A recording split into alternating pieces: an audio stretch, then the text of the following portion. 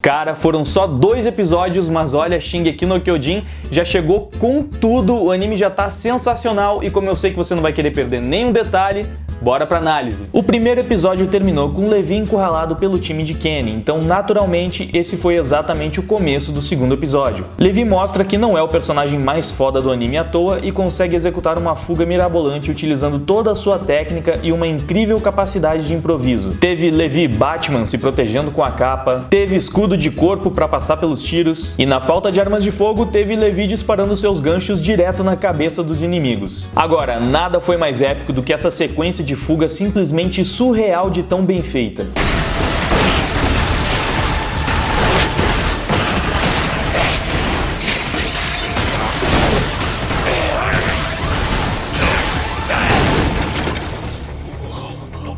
Que animação linda, meus amigos. Enfim, voltando a falar da história, Eren e Historia foram capturados nesse meio tempo em que Levi estava ocupado demais tentando ficar vivo. E ao longo da perseguição, o anime também soltou algumas informações interessantes, como por exemplo esse flashback super rápido que mostra uma versão criança completamente esquelética do Levi junto ao tal do Kenny. O episódio apenas jogou algumas coisas no ar e deixou para que a gente fosse juntando as peças, como por exemplo o sobrenome dos personagens. Levi e Kenny são da família Ackerman, assim como outra personagem muito importante, a Mikasa. Claramente, a relação imediata que nós fazemos por ver Kenny cuidando de Levi criança e possuindo o mesmo sobrenome é que eles tiveram uma relação de pai e filho. Uma bem conturbada, é verdade, mas ainda assim tá bem claro que o Kenny foi quem criou Levi durante a infância. O próprio Kenny fala em alguns momentos do episódio que foi ele quem ensinou seus truques ao Levi. E a própria abertura dá algumas pistas sobre isso, mostrando uma versão jovem e suja do Levi, com uma faca intercalando com as imagens do Kenny. O passado do Levi já foi um pouco explorado em OVAs, mostrando ele na conturbada cidade subterrânea de Shingeki no Kyojin,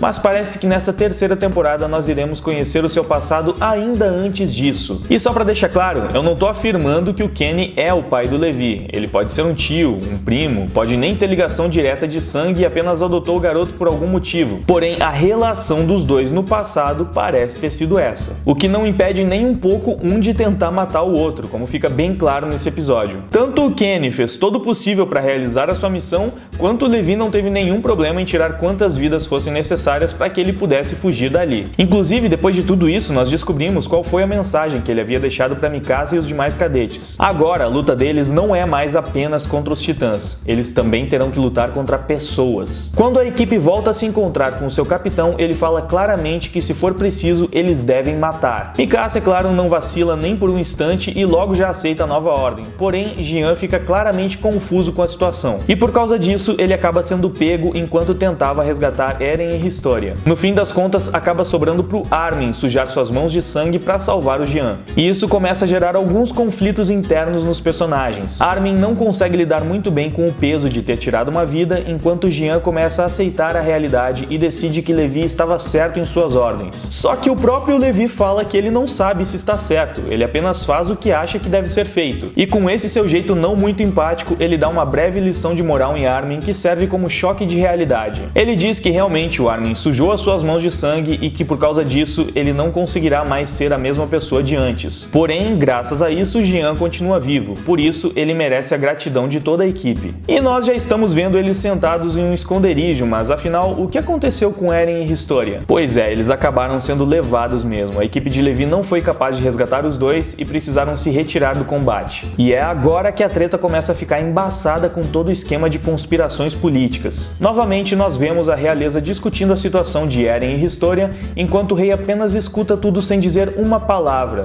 E logo nós entenderemos o motivo disso. Enfim, eles estão lá discutindo sobre o que a equipe de reconhecimento já pode ter descoberto, até que chega uma carta do pai de Historia, dizendo que ele já havia capturado Eren e sua filha e que eles não precisavam mais fazer nada. Ou seja, isso deixa totalmente claro que o Lord Reis foi quem contratou o Kenny para que fizesse o trabalho sujo. Ele está basicamente utilizando mercenários e a polícia militar para jogar todos os segredos do governo para baixo dos panos. Mas uma pequena cena nos mostra que Erwin não está parado apenas esperando e que ele também está tramando alguma coisa para virar o jogo. Voltando à equipe de Levi, apesar da falha em resgatar Eren e Historia, eles conseguiram capturar Jim Reeves e seu filho. Os dois atuam no comércio e estavam trabalhando junto com a polícia militar, que acabou ameaçando seus negócios e as suas famílias. Levi propõe uma parceria dizendo que tentaria protegê-los e assim os dois são utilizados como iscas para capturar os dois policiais militares responsáveis pela tortura do pastor Nick. Nesse meio tempo, Hanji vai até Erwin para atualizar ele sobre tudo o que aconteceu e contar sobre o bilhete que Eren havia deixado com ela. Completamente desesperada, ela explica que se ele não for resgatado logo, acabará sendo comido. Sim, a explicação foi vaga desse jeito mesmo. Mas estamos falando de Shingeki no Kyojin, né? Então, naturalmente, a gente entende que ele virará comida de titãs. Mas por quê? A gente sabe que o Eren é importante por causa da coordenada. O titã que come ele ganha essa habilidade? Ou eles nem sabem sobre isso ainda? Enfim, logo o anime deve trazer mais detalhes sobre isso. A missão do time de Levi acaba sendo um sucesso e assim eles começam a torturar os torturadores do pastor Nick para arrancar informações. E nesse momento tem um detalhe que parece bem importante. O policial corrupto fala que se não fosse pelo trabalho sujo que eles executam, várias guerras já teriam acontecido dentro das muralhas. E ele cita especificamente 3 casos. Um professor inteligente demais. Se vocês repararem bem, esse claramente é o mesmo homem que aparece junto ao Erwin na abertura. E os dois se parecem bastante fisicamente, então o mais lógico é deduzir que esse cara é o pai do Erwin, que foi apagado pela polícia militar por ter descoberto coisas importantes. Tudo bem que eles estão em uma sala de aula, então poderia ser apenas o professor do Erwin?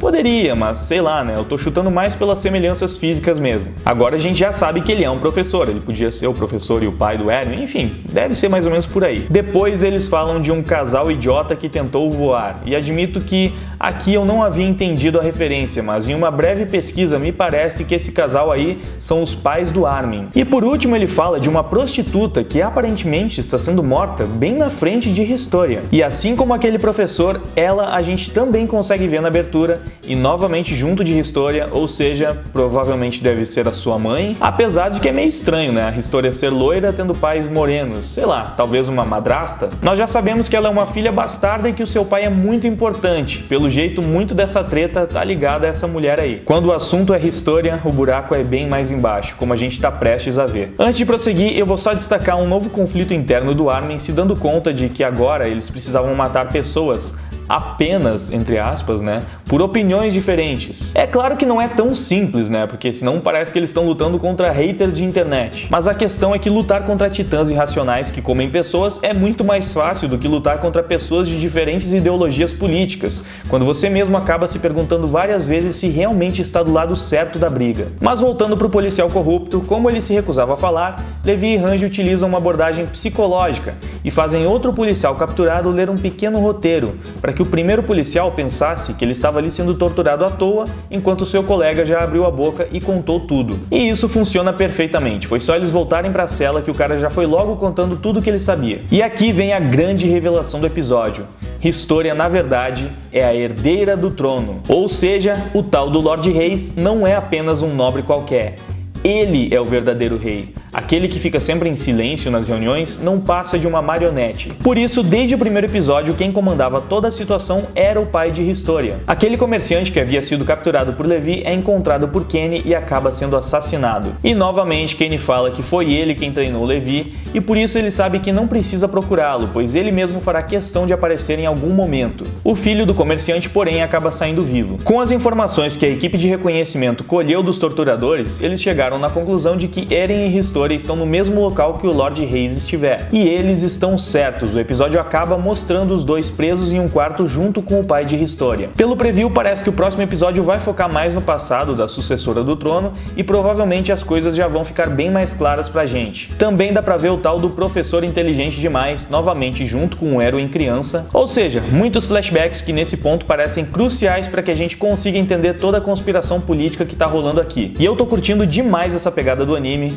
acho que estão sendo bem competentes em adaptar uma história tão densa, dosando com ótimas cenas de ação. Deixa o feedback aí embaixo nos comentários, sempre cuidando para não dar spoilers do mangá sem um grande aviso antes, beleza? E esse foi o vídeo de hoje, eu espero que vocês tenham gostado, que tenham se divertido, que tenham entendido ainda melhor como é que foi o episódio, pegado ali todos os detalhes, algumas coisas que talvez vocês não tenham percebido na hora.